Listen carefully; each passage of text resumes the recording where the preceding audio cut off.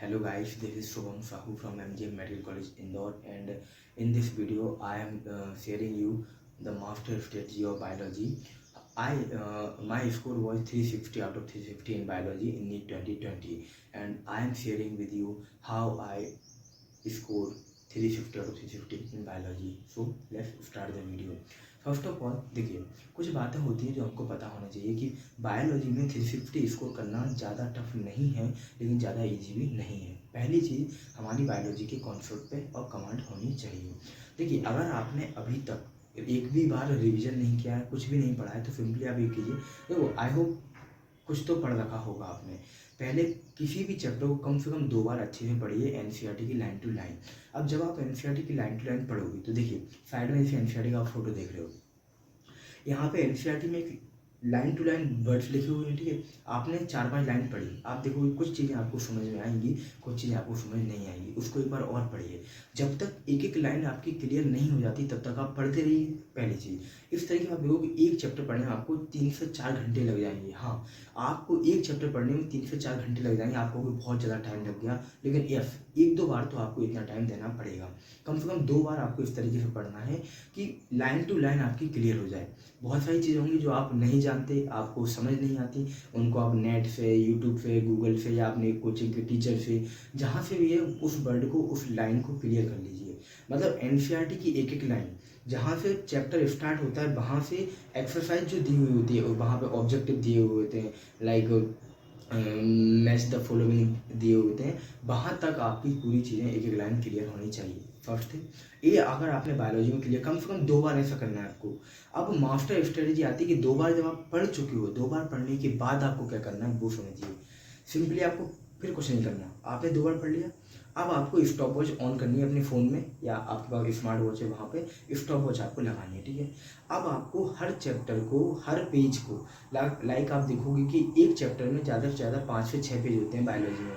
कोई भी चैप्टर में, केवल एनसीईआरटी की बात कर रहा हूँ, ओनली एनसीईआरटी पढ़ना है। आप नीट 2020 का पेपर उठा लो, नीट 2019 का पेपर उठा लो, नीट 2021 का पेपर उठा लो, एनसीईआरटी के बाहर कुछ भी नहीं आया है।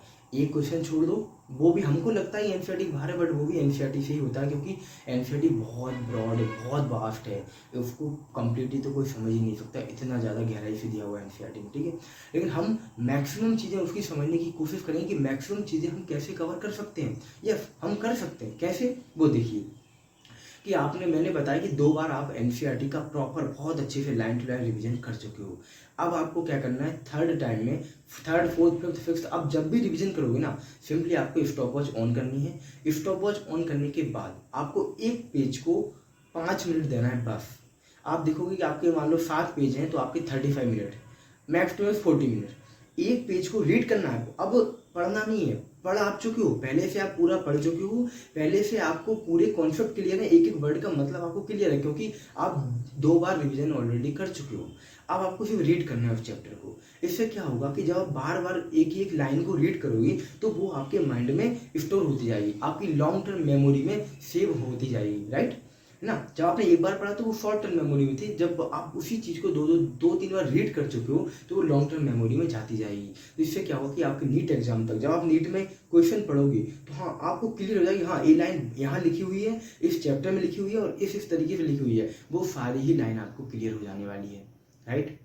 तो इस तरीके से आपको लास्ट का रिवीजन करना है। सिंपली करना क्या है, अब देखो, अगर आप एलन आकाश जैसी कोचिंग में हो तो आपको लाइक वहाँ पे एनिमल किंगडम का एक चार्ट मिलता है। एनिमल किंगडम, वहाँ पे आपको क्लासिफिकेशन, उसका कहाँ पे वो रहता है, लाइक मैराइन है या फिर टेरिस्ट्रियल है, या फिर उसका फर्टिलाइजेशन कौन सा होता है, रिप्रोडक्शन कैसे होता है, सारी ही चीज़ें आपको वहाँ पर क्लियर की जाती हैं एक चार्ट की फॉर्म में। वैसे ही आपको हर चैप्टर के चार्ट बना के रखने हैं। ठीक है, हर चैप्टर के चार्ट। अब देखिए, मेरे पास भी, मैंने भी चार्ट बनाए थे, बट 2 साल हो चुके हैं तो वो तो यहाँ वहाँ दे दिए स्टूडेंट को।